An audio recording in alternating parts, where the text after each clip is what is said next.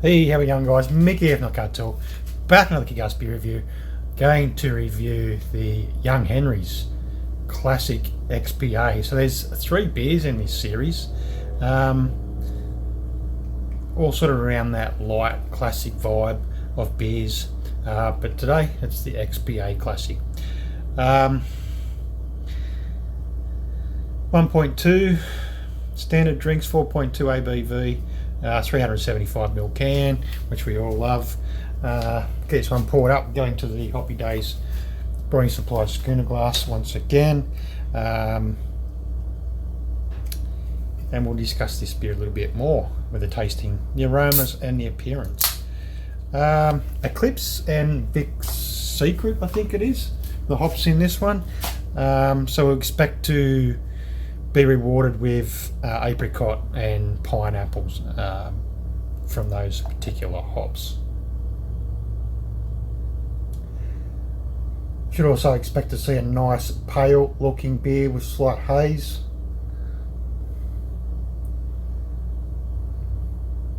Just synonymous of an XPA.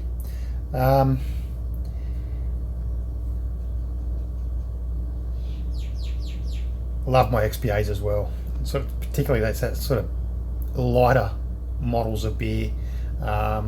Those who know me know I love my Bolter XPA. It's just one of those beers so readily available at pubs and clubs now, being one of the leaders in the Gab's Hottest 100 beers. I must mention too, a massive congratulations to Cooper's Brewing, the family owned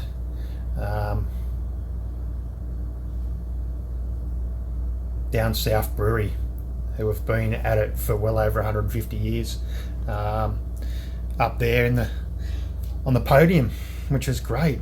It is a brilliant pale ale, the OG of pale ales, so it's good to see that. So back to the beer. Yes, pale, slightly hazy, nice cap on it. It just has a throw of cap that man, it's like looking at an old school advertisement for a Tooheys New or something like that, with their massive cap. It's the overflow, the mountainous with a dip in the middle, which you can't quite see on camera because I don't want to pour it on the floor, but yeah, a nice looking beer. I do really enjoy the Young Henrys as well. The Newtowner particularly, that is a really good beer, that Newtowner. Quite easy drinking. So appearance is great. It's not really showing up its paleness, showing up the haze. It looks a lot darker on camera there. It is very much a pale beer in the hand. The aroma,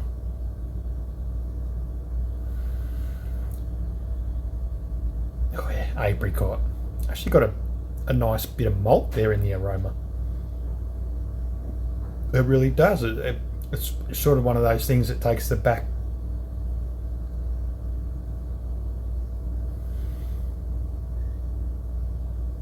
It's definitely in the background more than anything, but it's right. It's much like the Bolter too. You can really pick up the malts in that Bolter. A lot of breweries claim that they've got a subtle malt with their XPAs, and it's more of that sort of hop forward thing going on. Apricot and pineapple definitely leaping out of the glass, but that malt is such a clean smelling beer. Very, very good. I'm already liking it.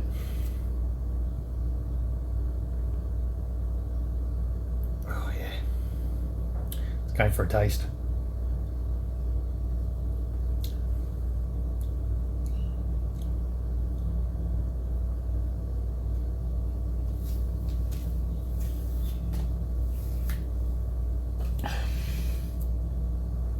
.2. Oh.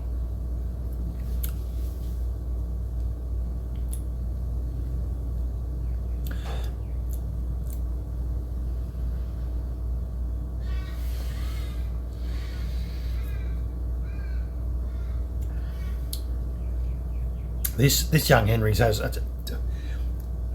think it's taken a slight edge in honesty, I wish I'd tried this a while ago because I probably would have seen a lot more about this beer over the Bolter XPA.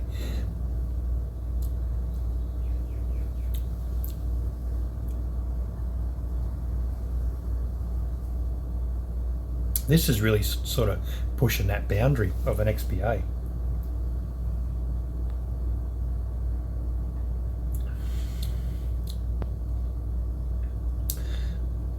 Bloody hell, that's so balanced. That is such a nice XPA.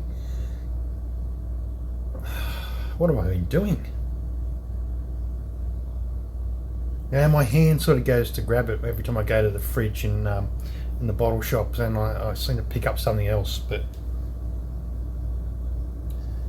I'm gonna have to try the other two classics just to see if they're in the realm of the styles that they're produced in. So, man.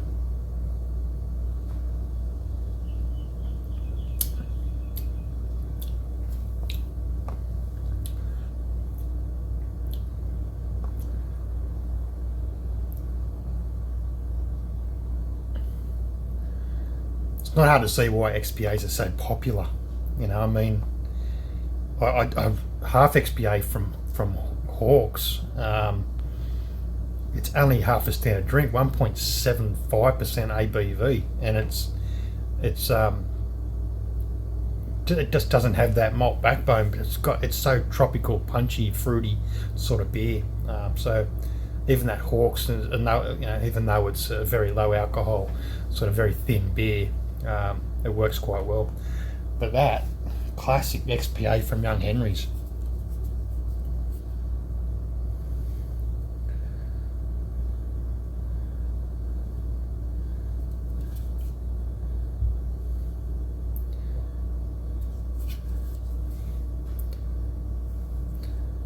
Very nice, very nice. And we know they're from Newtown because they produce a beer called Newtowner. So, wow. Wow, I can see that taking up partially some of the shelves in the fridge.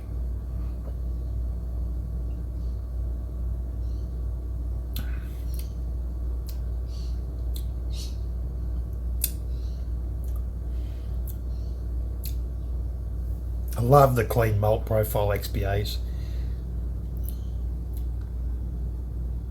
The hops just balance so well with that. I mean, there's so many good ones out there. Most of them are really good for their style.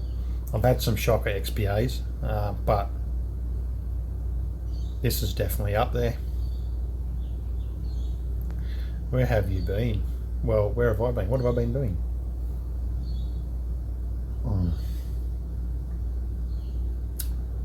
Damn, that's nice. Classic XPA by Young Henry's. Cheers.